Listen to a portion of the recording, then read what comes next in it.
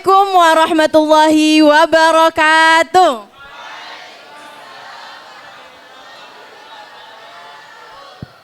Yang terhormat pengasuh Pondok Pesantren Darul Falah Besongo Semarang, Abah Kiai Haji Imam Taufik dan Umi Nyai Hajah Arihah. Dan juga merupakan suatu kebanggaan bagi kita semua karena telah hadir di tengah-tengah kita narasumber yang luar biasa, yaitu beliau Profesor Dr. Haji Ahmad Umar Abdurrahman MA. Dan yang saya hormati pembina, pengasuh dan ustadz-ustadzah Pondok Pesantren Darul Falah Besongo Semarang. Dan tak lupa teman-teman santri yang berbahagia. Tepuk tangan dulu untuk kita yang telah hadir di acara ini. Alhamdulillah, alhamdulillahirabbil alamin, wassalatu wassalamu ala asyrofil anbiya'i wal mursalin, sayyidina wa maulana Muhammadin wa ala alihi wa sahbihi ajma'in, amma ba'du.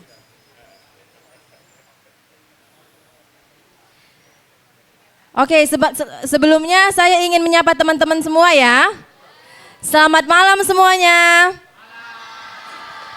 Apa kabar nih pada malam hari ini?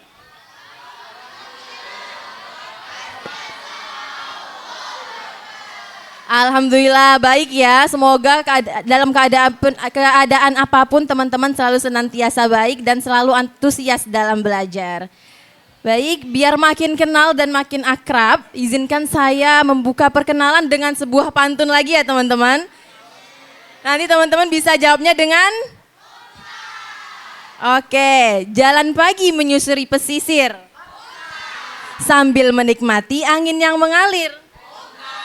Halo semua, salam kenal dan hadir. Perkenalkan saya Salwa Safana Nasir. Alhamdulillah pada kesempatan kali ini saya dipercayai sebagai moderator dalam acara yang luar biasa ini, yaitu acara Muhadharah Ammah tahun 2026 yang bertemakan Santri Adaptif di Era Digital, Berdaya, Berilmu, dan Berakhlak. Beri tepuk tangan yang meriah. Emang ya semangatnya santri-santri Besongo ini tidak usah diragukan lagi. Jadi untuk menambah semangat teman-teman semua, kita cek ombak dulu ya. Kita jargon dulu boleh ya? Masih hafal kan jargonnya apa? Kan 7 hari berturut-turut udah kita sering ucapin nih di seminar Paskalib. Masa ada yang lupa? Tapi mungkin barangkali ada yang lupa, jadi saya ingatkan kembali. Jadi ketika saya bilang Paskalib 2026, teman-teman bisa menjawab berilmu di dunia digital, berakhlak dalam kehidupan. Oke? Are you ready guys? Jangan lupa dengan gerakan tangannya ya. Paskalib 2026, berakhlak dalam kehidupan. Masya Allah, tabarakallah, keren sekali nih semangatnya santri Besongo untuk terus menimba ilmunya. Nah tentunya pada malam hari ini itu ada tata tertib yang teman-teman harus penuhi. Yang pertama, santri harap mendengarkan materi dengan seksama. Dan yang kedua, santri dilarang membawa atau bermain HP. Yang ketiga, santri dilarang membuat kegaduhan selama acara berlangsung. Dan yang terakhir, santri diperkenankan bertanya pada narasumber di kesempatan yang diberikan. Sepakat ya semuanya? Oke, selanjutnya pada kesempatan malam kali ini kita akan membahas mengenai peran santri yang tetap adaptif di dunia digital tapi juga tetap berdaya dan pastinya tetap diiringi dengan akhlak ya. Karena sejatinya kemajuan teknologi itu akan bermakna jika diiringi dengan nilai dan etika yang kuat. Nah dari tema kita hari ini itu bisa menjadi pengingat bagi kita seorang santri agar tidak hanya menjadi penonton di era digital tapi juga menjadi aktor perubahan di dunia digital. Nah untuk memperdalam pemahaman kita mengenai hal tersebut telah hadir pemateri kita yang sangat luar biasa ini, yang pastinya beliau akan memberikan insight dan perspektif yang sangat relevan dengan realita kita yang kita hadapi saat ini di dunia digital. Baik teman-teman, sebelumnya izinkan saya membacakan CV dari narasumber kita. Nama lengkap beliau Profesor Dr. Haji Ahmad Umar Abdurrahman MA, tempat tanggal lahir Grobogan 9 Januari 1964. Beliau sekarang menjabat sebagai Guru Besar UIN Wali Songo Semarang dengan bidang keahlian manajemen madrasah. Wow, keren sekali ya teman-teman. Kemudian pendidikan formal beliau pada tahun 1990 beliau menempuh jenjang S1 di IAIN Wali Songo Semarang dengan program studi pendidikan agama Islam. Kemudian pada tahun 1993 beliau menempuh jenjang S2 di IAIN Sunan Kalijaga Yogyakarta dengan program studi pendidikan Islam. Kemudian pada tahun 2009 beliau menempuh jenjang S3 di UIN Sunan Kalijaga Yogyakarta dengan program studi Islam. Nah, beliau juga mempunyai pengalaman kerja yang gak kalah luar biasa teman-teman. Yaitu pada tahun 2005 hingga 2016, kurang lebih ada 11 tahun ya. Beliau menjabat sebagai Kepala Kantor Kementerian Agama di 3 kota yang berbeda. Ada Kabupaten Grobogan, ada Kota Salatiga, dan Kabupaten Pekalongan. Kemudian pada tahun 2016 hingga 2017, beliau menjabat sebagai Kepala Biro AUAK IAIN Surakarta. Kemudian pada tahun 2017 hingga 2021, beliau menjabat sebagai Direktur KSKK Madrasah Kementerian Agama Republik Indonesia. Kemudian pada tahun 2021 hingga 2022, beliau menjabat sebagai Kepala Pusat Pembinaan BPJPH Kementerian Agama Republik Indonesia. Kemudian pada tahun 2022 hingga 2023 beliau menjabat sebagai Kepala Biro AUAK IAIN Palangkaraya. Dan 2023 hingga sekarang beliau menjabat sebagai dosen FITK UIN Wali Songo Semarang. Wow, keren sekali teman-teman.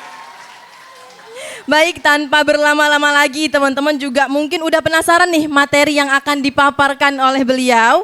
Selanjutnya kita akan mendengarkan pemaparan materi dari beliau Profesor Dr. Haji Ahmad Umar Abdurrahman MA.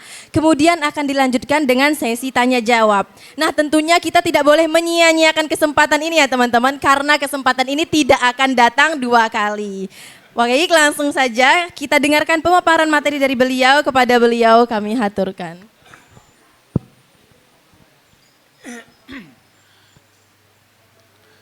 Assalamualaikum warahmatullahi wabarakatuh.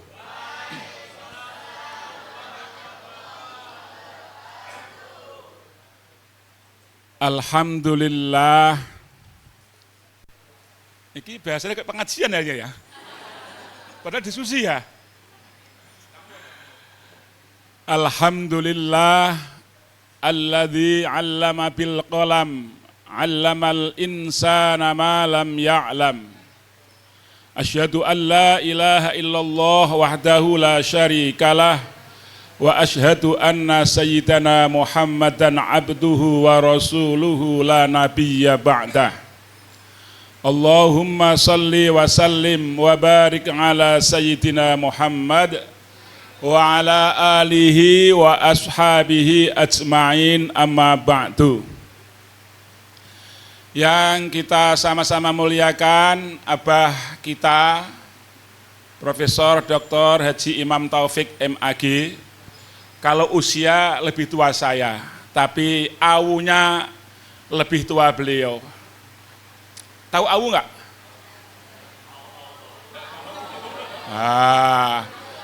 Berarti perlu ada pelajaran atau pembiasaan bahasa Jawa.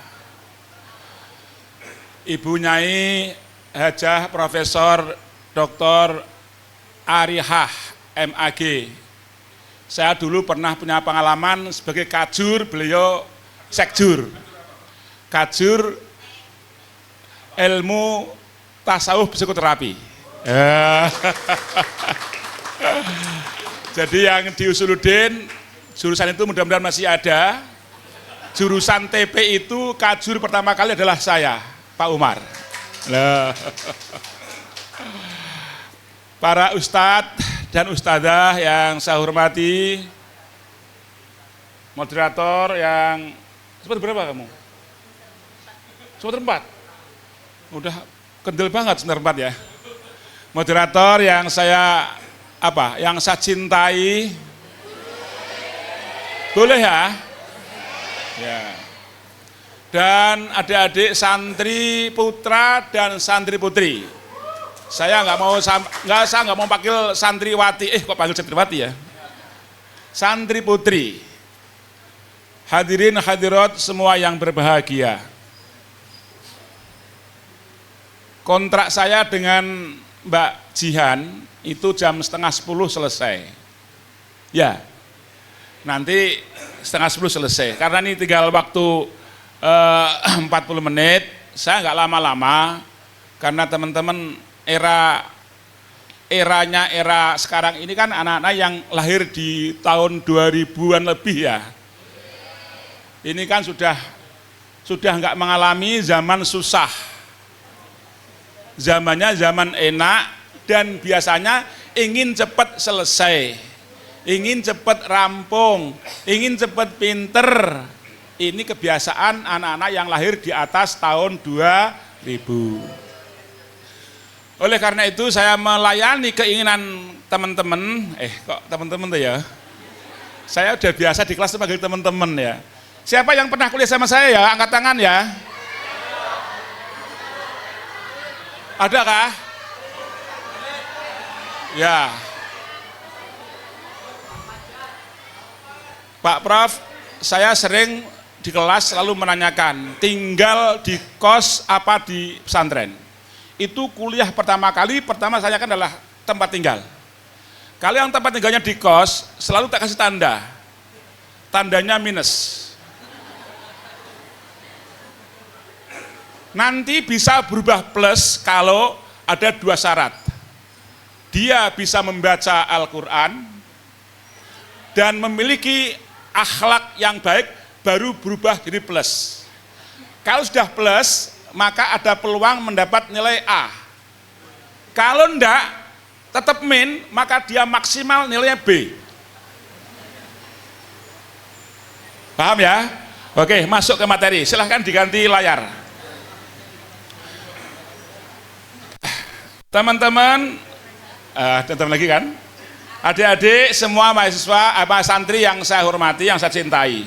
Oke, nggak apa-apa. Saya tahu itu, ngecek saya. Sekarang kita ada pada 2 dunia. Kita berada di dalam 2 dunia. Pertama dunia nyata, dan yang kedua dunia maya. Dunia nyata kita adalah ada di B9 dan sekitarnya. Wong B9 kok sampai tekan F sampai D, namanya B9. Memang rintisan pertama kali ada di B9.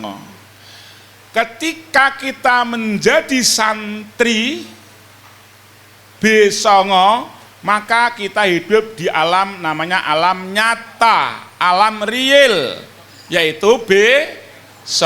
Adaannya bisa di pindah situ, pindah di kamu, enggak ini PPT-nya bisa, tabmu bisa, oke. Sebentar. Yang kedua, kita berada di alam, yaitu alam digital, alam maya. Alam nyata dan alam maya. Para santri yang saya cintai, 2 dunia ini memiliki karakter yang kontradiktif. Apa? Apa itu? Satu sama lain berbeda, bertentangan. Dunia pesantren, dunia santri, dunia nyata menuntut bahwa 3 hal harus selalu mengarah pada tafaqquh fiddin. Pikiran kita, ucapan kita, perilaku kita harus menunjukkan sebagai insan yang tafaqquh fiddin, yang syarat dengan nilai pikiran kita, ucapan kita, perilaku kita diikat namanya etika. Apa? Etika. Oke. Nah, sementara apa sementara? Sementara dunia maya, dunia digital, dunia yang nggak kelihatan tapi wujudnya ada. Coba, itu namanya dunia maya. Nah, di saat kita ini ada di dua dunia, maka dunia maya tidak ada ikatan, tidak ada etika, bebas sebebas-bebasnya, bahkan tidak ada sekat ruang, tidak ada sekat waktu, mau bangun jam 3 pagi buka HP bisa, ya kan? Nah, kontradiksi ini yang harus kita jaga. Adik-adik mahasiswa, santri, adik-adik santri mahasiswa, adik-adik ini termasuk orang yang beruntung. Beruntung pertama karena adik-adik berada di kampus UIN. Di kampus antara dua UIN, kampus 2 dan kampus 3. Enggak ada pondok yang seideal ini, yang sestrategis ini enggak ada. Prof Imam, kalau ada santri membawa motor, saya termasuk, kalau bisa jangan. Saya paling enggak seneng kalau ada mahasiswa pakai motor. Semakin banyak jalan kaki, semakin bagus. Apalagi kampusnya 2 dan kampus 3 kan cukup loncat. Ya kan? Nah, oleh karena itu, adik-adik santri, Pak Umar ingin mengajak untuk mencoba merenung sedikit saja sebuah riset sederhana yang pernah Pak Umar lakukan. Yang pertama,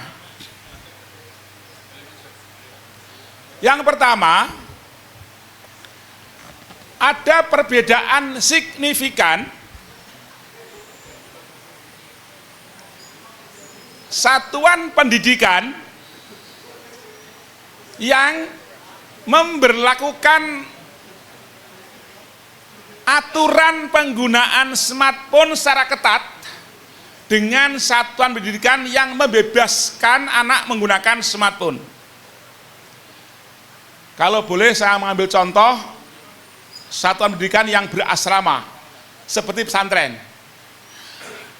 Asrama-asrama yang anak-anaknya dibatasi penggunaan handphone, cenderung prestasi akademiknya semakin bagus dan akhlaknya baik. Besok ini menggunakan handphonenya kayak apa ya? Setengah 6 sore dikumpulin. Setengah 6 sore? Dikumpulin sampai jam setengah 10 malam. Terus Terus baru boleh main HP. main HP lagi. Kalau siang? Siang kan Bebas, kuliah. kau kuliah. Ya, ini kenapa mati?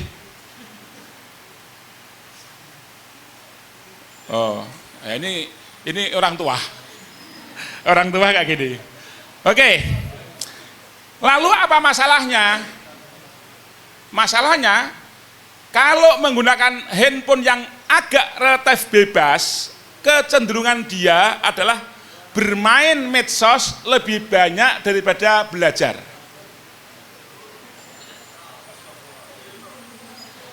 Nah, Pak Umar yang pernah kuliah sama Pak Umar, di kelas bebas menggunakan handphone enggak? Bebas, tapi untuk menggunakan belajar.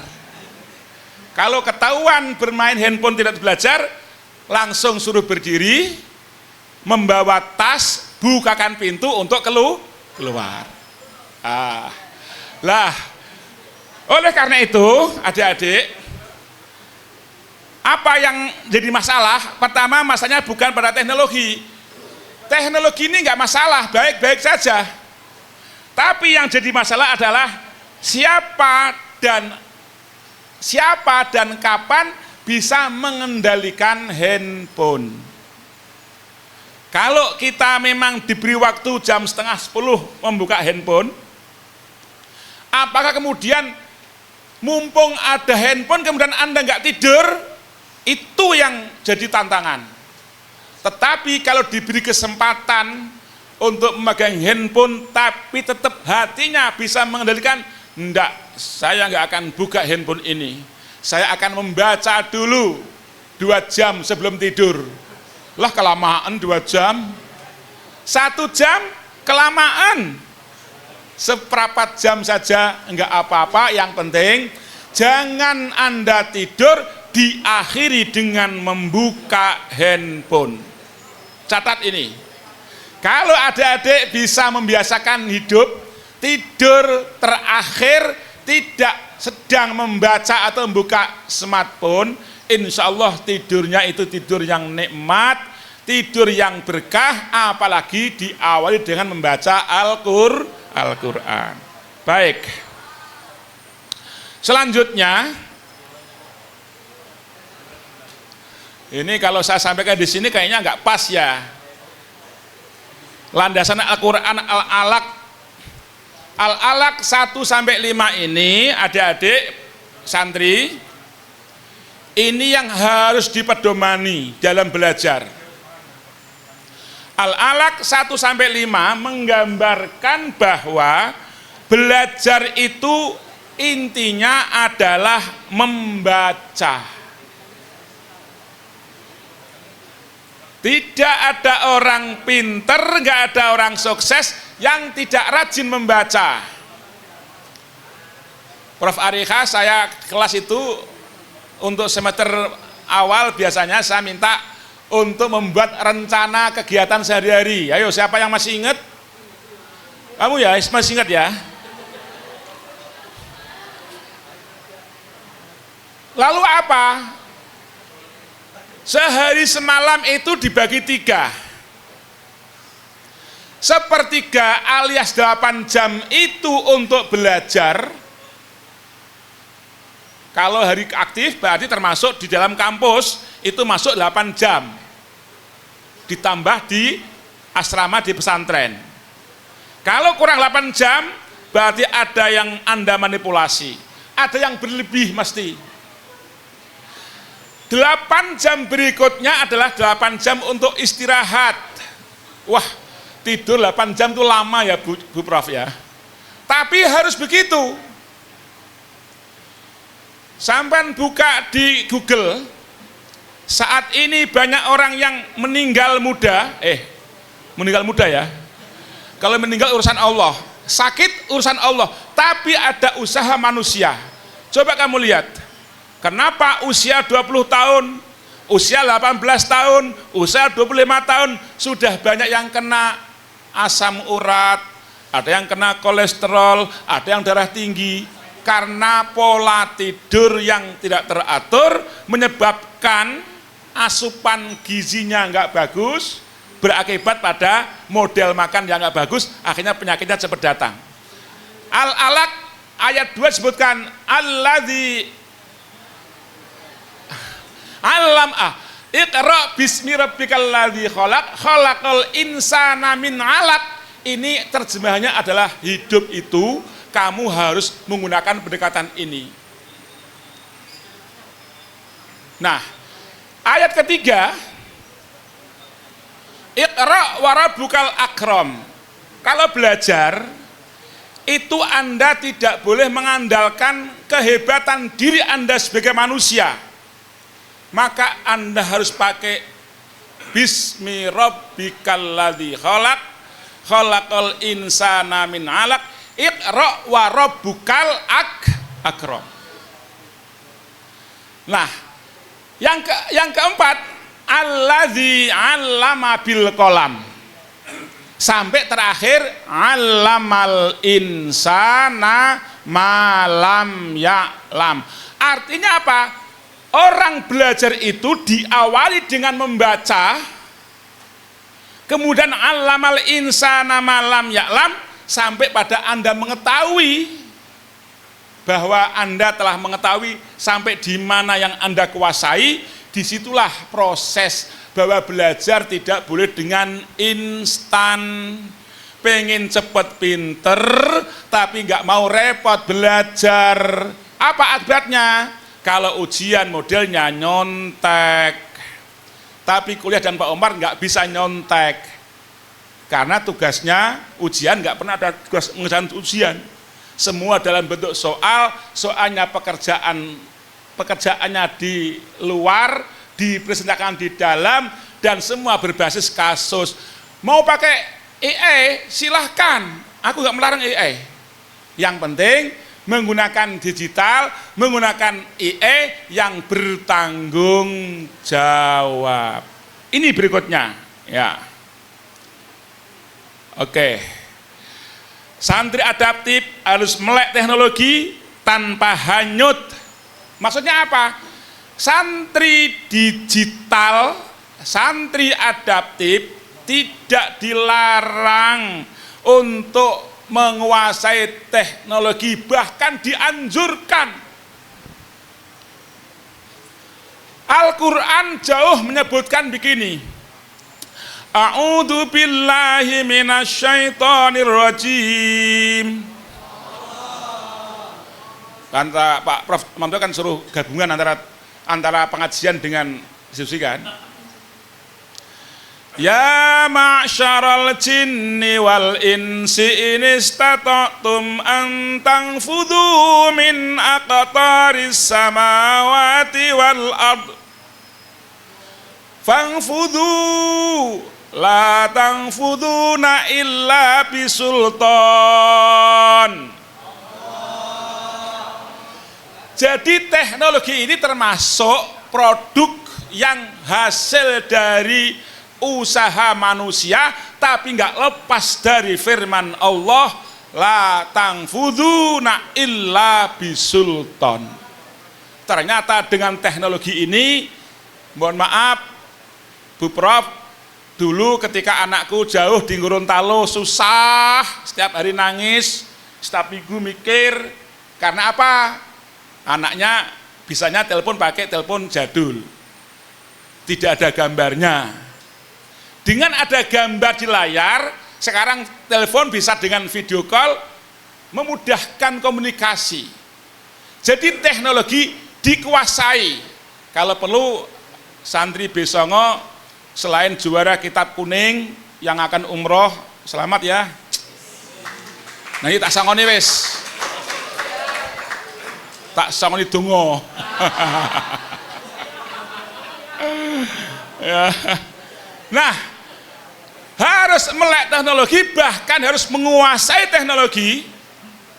Santri Besongo kalau bisa keluar, ada yang disiapkan untuk menjadi perekayasa teknologi gitu loh. Jadi ya Qurannya hafal, kitab kuningnya jalan, teknologinya hebat. Wah, Masya Allah. Nah, melek teknologi tidak hanyut. Apa caranya? Pilih sesuatu yang bermanfaat. Bermanfaat. Jadi cari, kira-kira kalau saya buka link ini tuh manfaatnya apa? Coba Anda kalau buka link YouTube, buka link Instagram, itu 1 jam nggak terasa, benar? Tapi kalau membaca literatur, walah, boro-boro. Ini yang dimaksudkan Anda tidak hanyut, dengan catatan Anda jangan hanyut. Kalau buka 1, pengen 2, pengen 3, terus batasi sendiri. Membatasinya bukan dengan jumlah, tapi dengan waktu. Ingat waktumu, bahwa 8 jam harus untuk belajar, 8 jam harus untuk tidur, 8 jam Anda untuk beribadah kepada Allah Subhanahu wa ta'ala. Insya Allah hidupnya sehat. Nah, yang kedua harus menggunakan digital untuk kebaikan, untuk membantu orang, menolong orang. tidak untuk membantu dalam pengertian yang negatif. Kembali pada ta'awanu 'alal birri wat taqwa wala ta'awanu 'alal ismi wal 'udwan. Teman-teman yang saya cintai, ini yang paling penting saya sampaikan. Ilmu bukan sekedar informasi. Algoritma, semua kan sekarang kan pakai algoritma ya. Iya. Sampai itu memang terlalu anak manja. Prof Imam ini masih mengalami, Prof Arika masih mengalami. Dulu bikin skripsi itu pakai ketik tak tok, kalau sudah punya mesin browser itu paling orang kaya. Jarang yang punya. Kalau mau buat skripsi itu tulis tangan dulu, kemudian dimasukkan pengetikan, nanti dikoreksi salah tidak. Kalau salahnya satu huruf, tip X. Kalau salahnya satu baris, ganti lagi ngetik ulang. Tapi hasilnya seperti orang-orang ini hebat. Ketika kita dulu yang tua-tua susah jadi hebat, maka adik-adik yang muda-muda, yang masih unyus-unyus ini, yang semua serba mudah, semua gampang, tolong Anda harus berusaha Anda lebih baik daripada Prof Imam Taufik, harus lebih tinggi, lebih bagus dari Prof Arikah, dan lebih tinggi daripada Pak Umar, karena Anda hidup zaman yang serba mudah. Kalau mau bersyukur. Jadi algoritma ini memberikan jawaban cepat, tetapi pesantren menanamkan kebijaksanaan. Apa kebijaksanaannya? Jangan ambil tanpa tahu reasoning. Jangan manfaatkan hasil informasi CBT. Ulangi, jangan ambil mentah-mentah hasil CBT sebelum Anda satu, paham isinya, yang kedua, benar rujukannya. Apa tadi? Paham isinya, yang kedua, benar rujukannya. Loh kok Pak Umar begitu? Ini pengalaman pribadi. Saya sering ditunjukkan CBT, tapi tak bilang, kamu ngawur, salah. Yang betul ini, oh ya maaf tadi aku kurang teliti. Bisa ngomong ngono wi. Kurang ngajar tau. Makanya nanti kalau alumni bisa memprogramkan yang lebih bagus lagi, buat CBT yang islami gitu loh ya. Wah, yang punya adab, enggak mungkin. Karena karakternya algoritma itu memang ya seperti itu. Dia nggak bisa memikir, dia hanya menjalani kebiasaan-kebiasaan saja. Yang kedua, kita harus menggunakan adab. Ilmu disertai dengan adab. Boleh Anda minta tolong kepada algoritma, tetapi Anda harus selektif.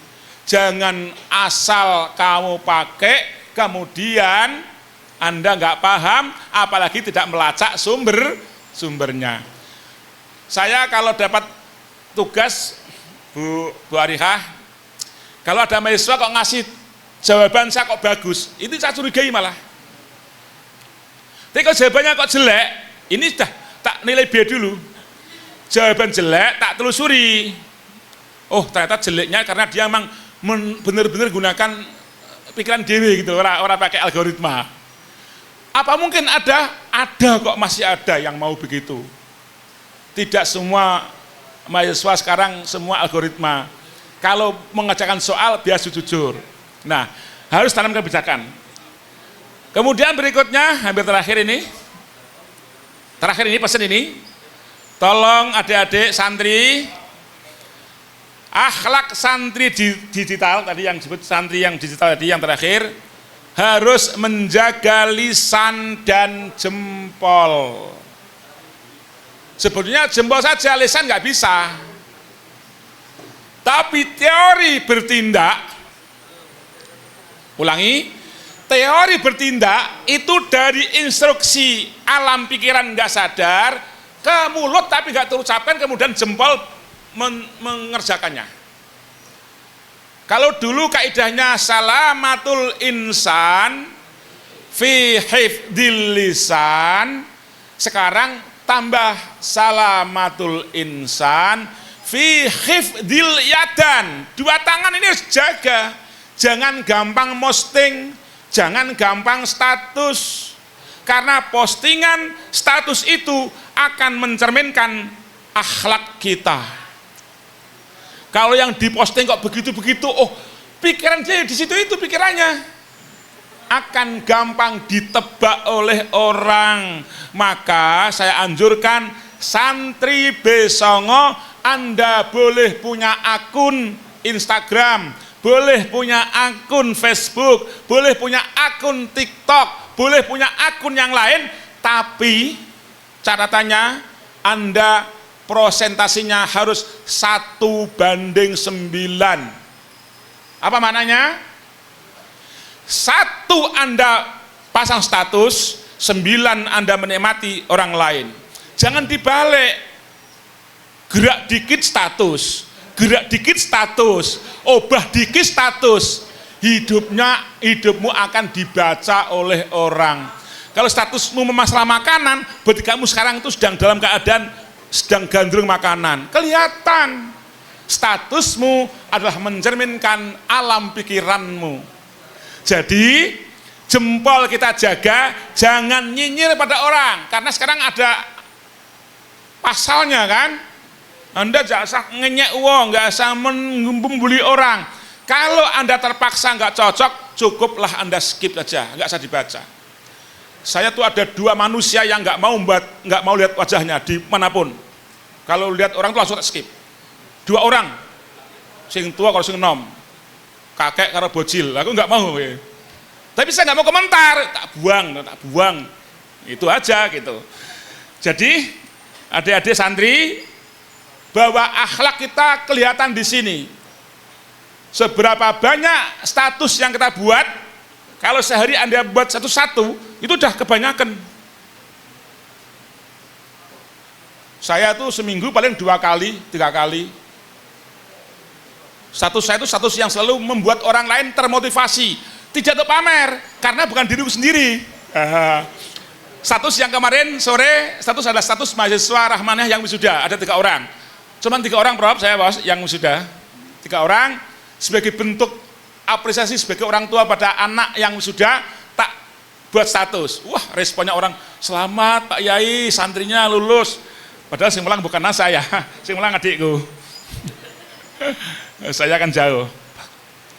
Saya kira itu yang penting teman-teman ketahui. Santri berdaya nanti dibagi teman-teman ya Mbak Jihan ya. Santri berdaya adalah santri yang berjuang dari hal yang kecil. Kalau santri nggak mau ngurusi yang sederhana, pengennya yang gede langsung hasil besar, Anda nggak berdaya. Yang kedua, teknologi untuk berdakwah dan edukasi untuk apa? Untuk bermanfaat bagi lingkungan. Wah, ini kok ada fotoku di sini tuh Mbak. Ya Allah, Masya Allah. Ini pesan saya terakhir. Pesan saya terakhir. Teknologi boleh maju sejauh apapun. Fangfudu la tangfuduna illa bisultan, itu min aktoris samawati wal ard. Anda dipersilahkan untuk melalang buana seluruh angkasa raya, silahkan. Tapi ini pedomannya, sebagai santri Besongo, Anda silahkan maju sampai ke langit Sabtu 7, tetapi santri harus tetap punya arah pulang. Ingat, Anda harus ingat punya tempat untuk kembali. 3 hal, yaitu kembali kepada Allah Subhanahu wa Ta'ala, bahwa apapun yang Anda nikmati itu adalah berkat rahmat Allah Subhanahu wa Ta'ala. Anda harus bersyukur, dalam pengertian nikmat itu semakin Anda bisa rasakan untuk menjadi hamba Allah yang menjadi yang muttaqin. Yang kedua, kembali pada ilmu. Yang ketiga, pada akhlak. Yang terakhir, pengawasan Allah bahwa kita ini mau sampai dimanapun, ingat bahwa Anda membuat status pakai anonim sekalipun, membuat link, membuat email dengan samaran sekalipun, ingat bahwa Allah Maha mengetahui.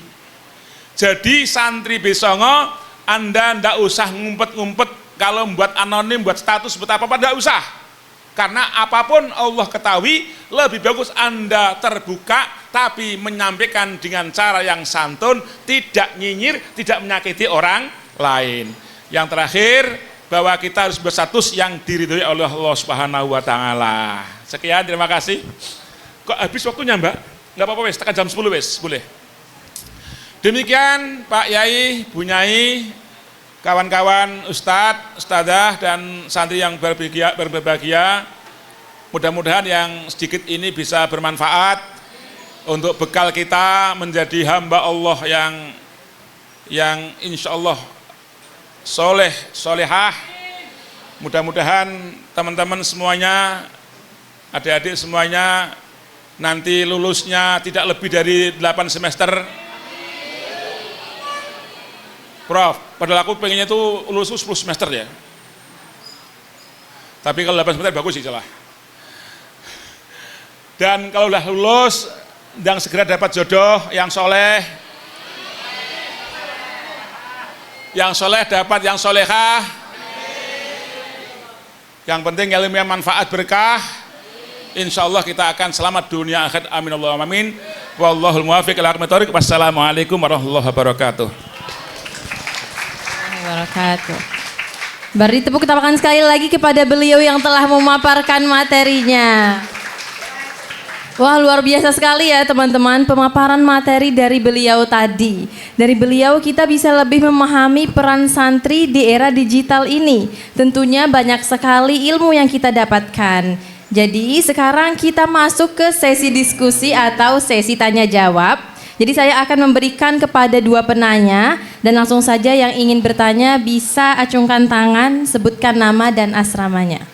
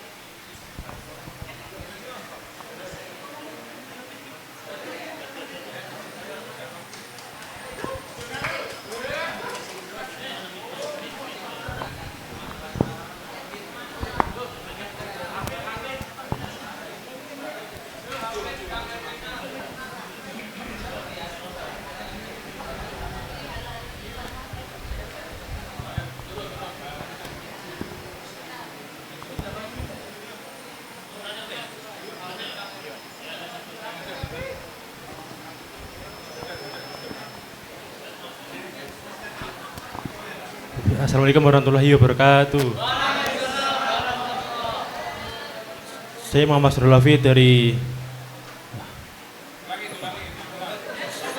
Srulafi dari jurusan TP, Pak. Nggih.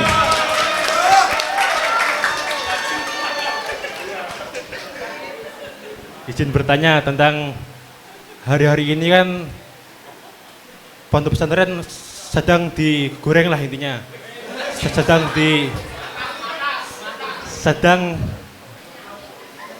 sedang menghadapi isu yang tidak menyenangkan. Untuk pendapat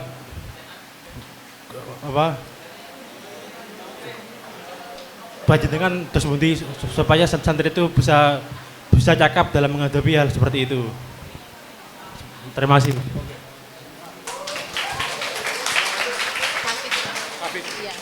Iya. Bapak mau jawab langsung? Langsung. Mana Mas Hafid? Ya udah nggak apa-apa Mas Hafid di atas. Ini kan pertanyaan Mas Hafid kan tidak hanya untuk Mas Hafid kan? Pertanyaannya sederhana, tapi jawabannya yang susah. Mengapa saat ini, katanya tadi kan, pesantren sedang dalam posisi yang tidak dienakkan itu kan, digoreng-goreng gitu kan? Baik, adik-adik, santri kita ini kalau digolongkan itu ada beberapa santri. Santri salaf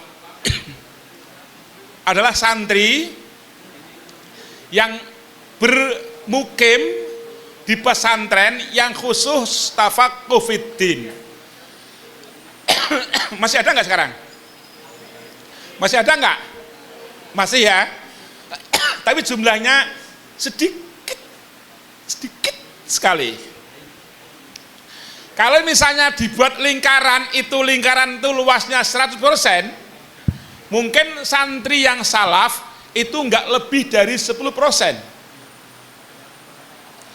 Lalu ada santri yang kedua adalah santri yang modern.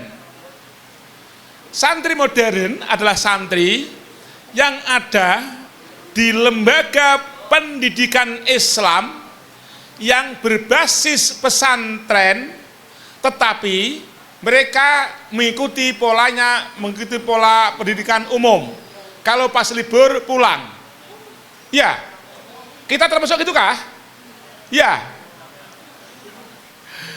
Nah, yang ketiga adalah santri, ini yang penting, santri yang tidak di pondok pesantren dan juga tidak di asrama, tapi tinggalnya di masyarakat biasa yang kehidupannya mencerminkan seorang santri yang bercirikan tafaqquh fiddin dan rujukannya pada Mbah Hasyim Asy'ari. Siapa? Mbah Hasyim Asy'ari. Mbah Hasyim ngendika, sing sapa wonge, tahu nggak? Kamu bisa ujian? Paham nih? Paham nggak? Sing sapa wonge paham nggak? Paham? Apa artinya? Nggak tahu. Barang siapa yang mengurus NU, Mbah Hasyim ngendika adalah santriku.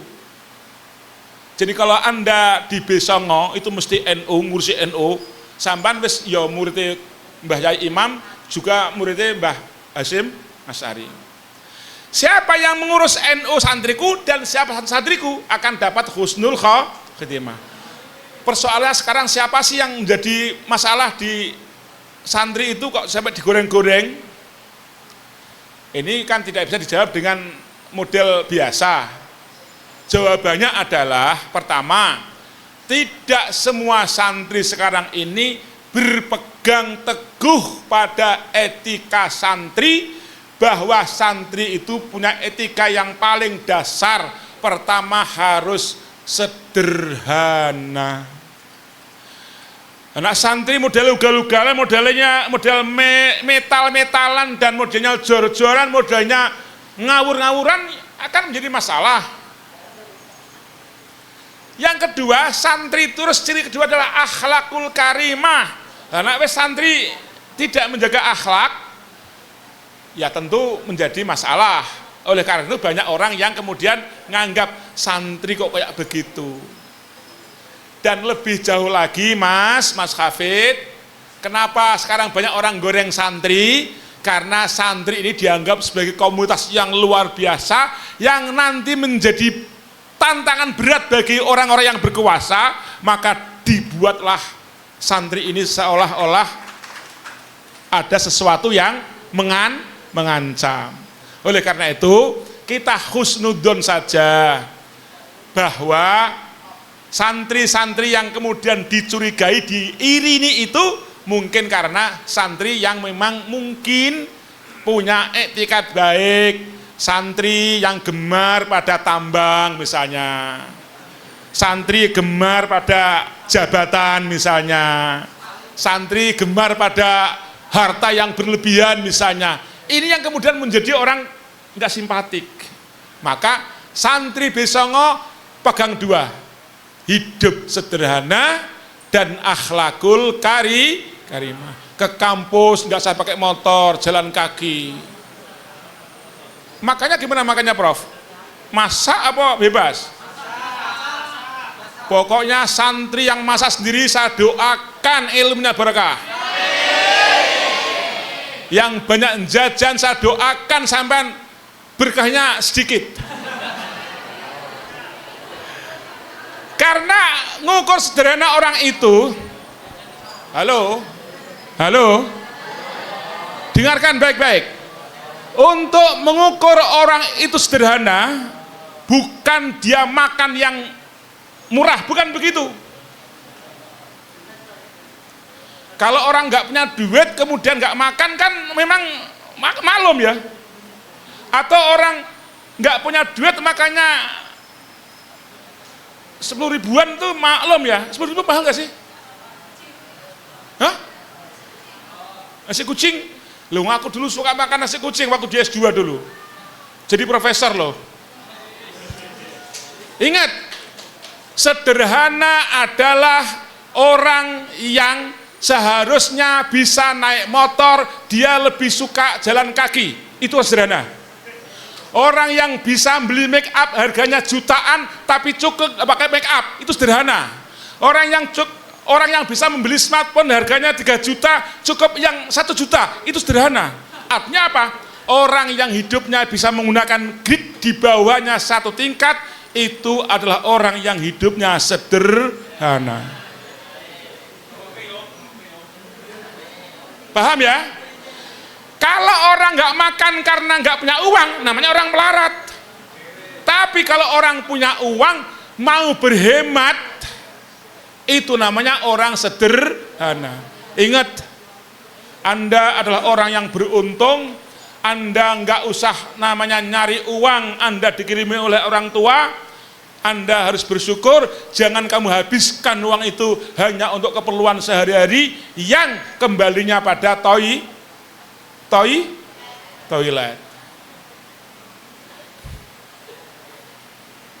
Prof Imam, saya harus ngomong jujur ini. Yang di belakang dengar, yang di belakang dengar gak? Dengar gak? Saya omongin jujur ini. Seminggu yang lalu bojoku itu sakit. Sakitnya sakit flu sebenarnya. Nggak bisa masak. Lalu karena aku dulu kebiasaan masak sudah tak tinggalkan selama 2 tahun di rumah. Aku mau masak, bojoku bilang gini, Pak, nggak usah masak, aku nggak tegel dulu Pak masak dewe. Akhirnya aku jajan. Dengan aku jajan, ternyata aku berubah. Yang kebiasaan makan sehari-hari, ayo yang mahasiswa ikut saya kan tahu kan, saya ke kampus bawa bekal kan. Saya ke kampus bawa bekal minum, bawa bekal makanan. Makan siang saya nggak pernah jajan. Gara-gara bojo sakit aku jajan, aku sakit kemarin seminggu sakit akhirnya. Karena makanan yang dijual jajanan umum itu Anda harus waspada. Lebih bagus Anda masak sendiri walaupun Anda bisa pesen GoFood. Kalau yang GoFood ini lebih bahaya lagi. Masih mahasiswa ada GoFoodan. Anda belum tentu nanti kuliah serampung Anda bekerja loh. Nah, repot nanti kalau nggak bisa dapat pekerjaan langsung. Jadi biasakan anak-anak, mahasiswa, santri, Pak Umar yang udah tua saja, yang sekarang katanya profesor katanya, wong belum dikukuhkan kan, ya tapi udah dapat SK kok, udah dapat SK saya, mau dikukuhkan kok enggak, pokoknya aku sepenting udah dapat SK. Pak Umar tuh ke kampus itu membawa botol 2, botol kecil masuk ke tas, botol gede di dalam mobil. Nggak pernah beli aku nasi, nggak pernah beli minum, nggak pernah beli, bawa dari rumah. Untuk apa?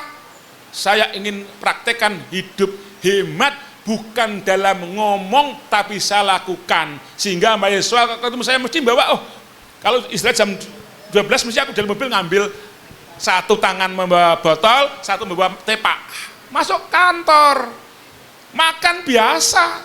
Yuk Pak, monggo makan. Nawari tapi nggak mungkin tak kasih kan, tak makan sendiri. Artinya apa? Pak Umar bisa jajan, tapi Pak Umar lebih membawa dari rumah karena apa? Untuk hidup sederhana. Supaya Pak Umar tetap menjadi santrinya Mbah Hasyim Asy'ari. Akeh jabatan royoan, aku mau jabatan royoan nggak mau. Apalagi tambang, nggak mau ngurus tambang. Jadi pertanyaan Mas Hafid itu memancing saya bahwa hidup sederhana dan berakhlakul karimah itu ciri utama santri yang harus dijaga sampai mati, insya Allah akan selamat dunia akhirat. Santri yang mau masak sendiri, insya Allah hidupnya akan teratur.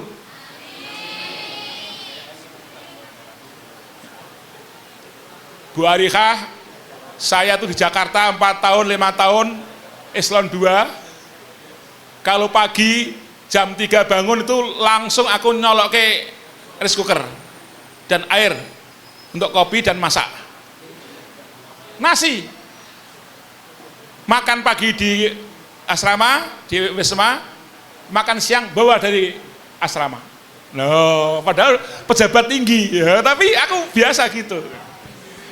Ingat ya, apa definisi sederhana tadi? Sederhana adalah Yang dia mampu membeli sesuatu tapi dia bisa menyederhanakan apa yang dia mau itu. paham ya? Paham. Santri harus sederhana dan menjaga akhlakul insya Allah akan selamat. Tidak termasuk yang digoreng-goreng. Yang digoreng biar mereka saja, kita nggak usah. Matur nuwun. Baik, silakan penanya selanjutnya.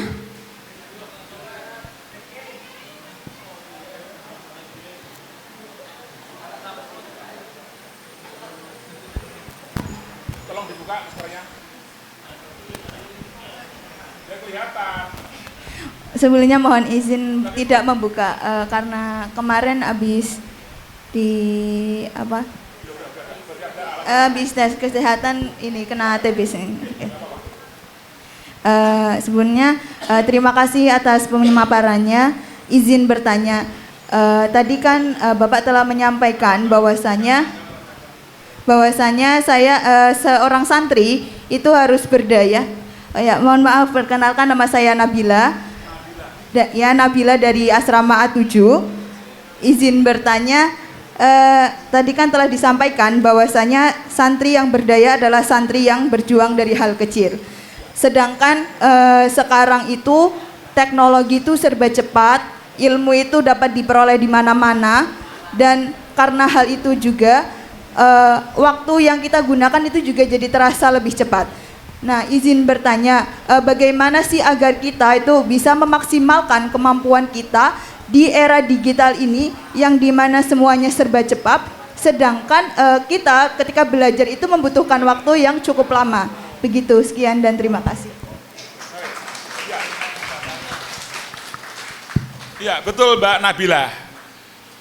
Saya kira pertanyaan Anda itu sudah menjawab apa yang Anda tanyakan sendiri, bahwa santri yang berdaya memulai sesuatu dari yang sederhana padahal hidup sekarang cepat. Saya katakan di depan bahwa santri harus menguasai teknologi seluas-luasnya, tetapi kembali pada sesuatu dasarnya manfaat atau tidak. Kalau kita belajar dengan algoritma boleh, silahkan. Catatannya adalah harus cek. Jangan Anda setorkan pada dosen, jangan Anda serahkan pada saat tugas, dan jangan Anda berikan pada orang lain sebelum Anda paham sendiri isinya, manfaat atau tidak, menjadikan orang berbahaya atau tidak, menjadikan orang nyinyir atau tidak. Yang kedua, sumbernya dilacak. Ojo, jangan percaya full pada algoritma. Tapi algoritma adalah alat yang harus kita kuasai, dan kita betul-betul mereka harus didorong, kamu jangan ngawus ya, jangan ngapusi ya, tunjukkan sumbernya. Dia tunjukkan, kamu lacak, bener nggak? Nah, baru diposting, baru diserahkan tugasnya. Tapi syaratnya pertama harus paham dulu, jangan hanya percaya total. Tolong aku bantu buat tugas ini, langsung jadi tanggal print, itu yang salah. Tapi kalau sudah dikasih jawaban, Anda baca dulu, ini bener nggak ini? Ini cocok nggak dengan definisi ini? Cocok nggak ini? Oh cocok, coba cek sumbernya, bener nggak sumbernya? Ini namanya santri digital berdaya, berakhlak adalah sesuatu dicek kemanfaatannya, dicek sumbernya, dan Anda harus paham diri, jangan sampai serahkan tapi Anda nggak tahu isinya. Maka banyak orang ujian skripsi tapi nggak tahu isinya, karena mungkin pasrahan gitu. Nah, oleh karena itu, supaya kita jangan sampai menyia-nyiakan waktu, karena kesempatan belajar yang sangat tinggi, maka kesempatan Anda harus kembali pada textbook, harus jangan dilupakan.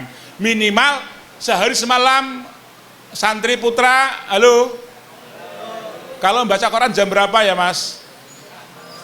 Jam 4, habis maghrib? Iya. Kalau santri sehari semalam tidak sampai sempat membaca Quran walaupun 1 halaman, udah hilang teman. Ternyata mata yang sering membaca Quran dan membaca teks non digital itu lebih sehat daripada mata yang terus melihat layar. Apalagi Quran ya.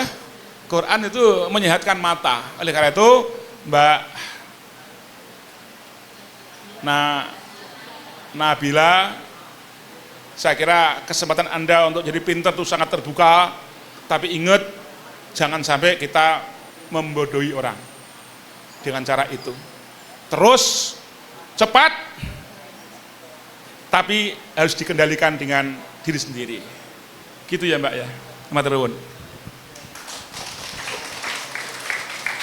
Terima kasih kami haturkan kepada beliau yang sudah menjawab pertanyaannya dengan sangat amat jelas dan memahamkan pastinya. Tentunya pada pemaparan materi kali ini banyak sekali ilmu yang kita dapatkan. Selanjutnya izinkan saya mencoba untuk menyimpulkan dari materi yang beliau paparkan tadi. Jadi dari penjelasan tadi kita bisa mengambil pelajaran bahwa santri adaptif itu adalah santri yang melek teknologi dan menguasai teknologi dengan memilih yang bermanfaat dan menebar kebaikan. Dan mana kita juga harus selektif dalam menggunakan teknologi, harus menjaga lisan dan jempol karena media sosial adalah cerminan akhlak. Yang kemudian santri berdaya itu adalah yang mulai dari hal kecil, dan sebagai santri kita harus ada tempat kembali. Yang pertama yaitu Allah, yang kedua itu ilmu, dan yang ketiga itu akhlak. Baik teman-teman, tidak terasa kita telah sampai di penghujung sesi pemaparan materi sekaligus tanya jawab. Terima kasih yang sebesar-besarnya kami sampaikan kepada pemateri kita atas insight dan pengalaman yang telah dibagikan dengan sangat menarik dan pastinya bermakna. Saya apresiasi juga untuk teman-teman yang telah berpartisipasi aktif dalam diskusi. Semoga materi yang disampaikan hari ini tidak hanya berhenti sebagai pengetahuan saja, tapi juga bisa kita terapkan di kehidupan kita sehari-hari. Untuk selanjutnya yaitu pembacaan doa yang akan dipimpin oleh beliau Profesor Dr. Haji Ahmad Umar Abdurrahman MA. Kepada beliau kami haturkan. Al-Fatihah. A'udzu billahi minasyaitonir rajim. Bismillahirrahmanirrahim. Alhamdulillahi rabbil alamin arrahmanir rahim maliki yaumiddin. Iyyaka na'budu wa iyyaka nasta'in ihdinas siratal mustaqim. Siratal ladzina an'amta 'alaihim ghairil maghdubi 'alaihim waladdallin. Amin. Bismillahirrahmanirrahim. Alhamdulillahi rabbil alamin hamdasy syakirin hamdan na'imin hamdan yuwafi ni'amahu wa yukafi mazidah. Ya Rabbana lakal hamdu kama yanbaghi li jalali wajhikal karim wa 'azimi sultanik. Allahumma ya Allah salli wa sallim ala sayyidina Muhammadin salatan tunjina biha min jami'il ahwali wal afat wa taqdi lana biha jami'al hajat wa tahhiruna biha min jami'is sayyi'at wa tarfa'una biha 'indaka a'la darajat wa tuballighuna biha aqsal ghayat min jami'il khairati fil hayati wa ba'dal mamat innaka ala kulli syai'in qadir. Allahumma ya Allah salli wa sallim ala sayyidina Muhammadin al-fatih lima wal khatim lima sabaq ناصر الحق بالحق ولا هادي إلى صراطك المستقيم وعلى آله وصحبه حق قدره وبالقدر العظيم.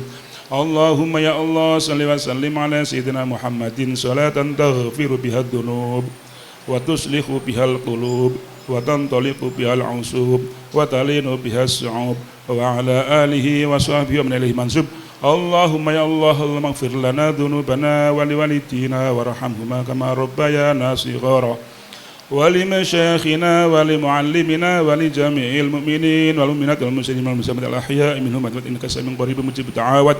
اللهم يا الله إنا نسألك علما نافعا ورزقا واسعا حلالا وعملا صالحا. اللهم ربنا هب لنا من أزواجنا وذرياتنا قرة أعين واجعلنا للمتقين إماما. ربنا آتنا في الدنيا حسنة وفي الآخرة حسنة وقنا عذاب النار.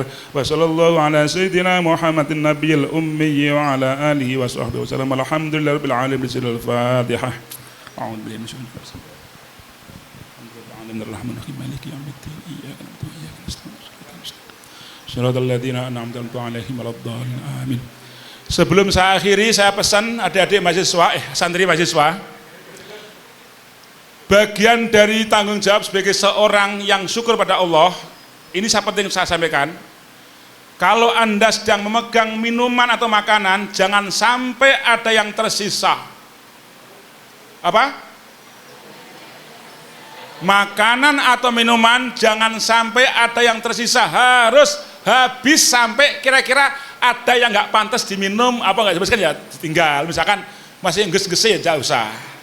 Ini bagian dari pola hidup sehat sederhana ala Rasulullah Muhammad SAW. Tidak ada yang mubazir, karena mubazir itu temannya setan. Terima kasih. Assalamualaikum warahmatullahi wabarakatuh. Kita bawa maksudnya loh. Terima kasih atas perhatian dan kebersamaannya. Saya Salwa Safan Nasir pamit undur diri. Sampai jumpa. Wassalamualaikum warahmatullahi wabarakatuh.